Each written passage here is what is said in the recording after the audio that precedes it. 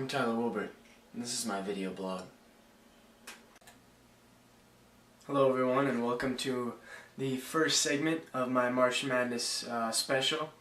I'll be releasing a few, maybe several blogs over the next couple of weeks that have to do with March Madness, the NCAA men's basketball tournament, and here's the preview segment of that.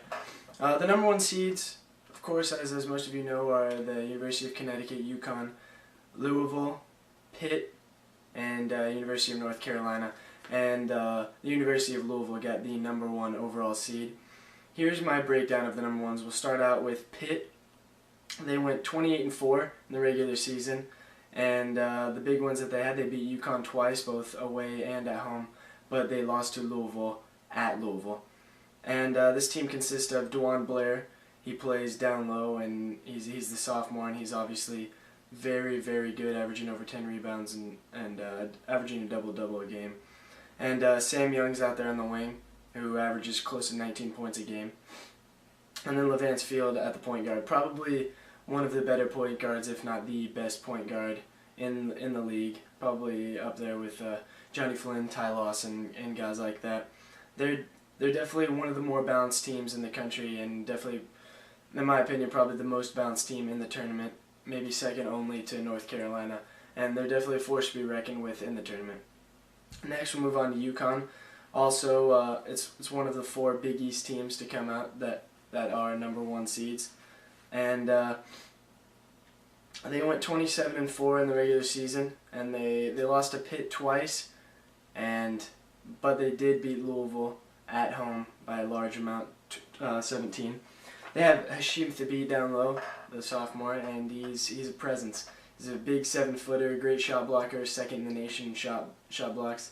But they did lose their captain Jerome Dyson halfway through the season, or late season, and that's going to hurt their depth because he was a leader out there. Third, we have North Carolina out of the ACC. They went 28-4 in the regular season. They beat Duke twice, and beat Michigan State at home by 35 points. So they obviously have the talent, but they lost some easy ones, like the one to Maryland. The Tar Heels have all the pieces with Tyler Hansbrough, the former Player of the Year, and then they have Ty Lawson at the point and Wayne Ellington at the wing, who not only is a jump shot shooter, but he's also he can drive now. And the last number one seed is Louisville, and coincidentally that's also my hometown, and my pick to win it all. But that's besides the point. They went 28-5 in the regular season. They beat Pitt, Marquette, and Villanova, but they did lose to UConn, as I said, by 17 at home. And they won the Big East tournament and the regular season Big East championship, which was probably the two big factors that came into getting them the number one overall seed in the tournament.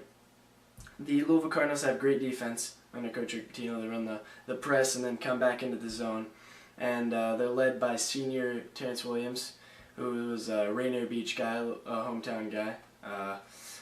So not only can they hold their opponents from scoring with their defense, but they can also put points up on the board with Smarto Samuels down low, Earl Clark down low, Terrence Williams, and pretty good guard play with Jerry Smith, Edgar Sosa, Andre McGee. But now that we looked at the number one seeds, I have a few sleepers for you guys. My biggest sleeper, even though that a lot of people are overlooking them, number 10 seed Michigan. I think that they've got a few big wins, probably the biggest over Duke, who a lot of people, they're the number 2 seed in the tournament, and a lot of people think they're very good. They destroyed them, and they have sophomore Manny Harris, and they have Deshaun Sims down low, and I mean that's a great 1-2 punch. And if this team can get it going offensively, and then they step back into that zone and play some good defense, I mean that can throw teams off. It's just, it depends. A lot of things could fall. I think that they're going to make it to the Sweet 16 at least, and they have a chance of upsetting Syracuse to make it to the Elite Eight. That's one of my other big sleeper is number 7 seed Texas. They have a stable of big men down low with Pittman and Croucher, and they have A.J. Abrams up top, who everyone knows can hit the 3 ball, and if he can get hot, then I think that the team can just light it up offensively and beat any team in the country. I have them beating Duke and making it to the Elite Eight, and I think that's a big sleeper for you.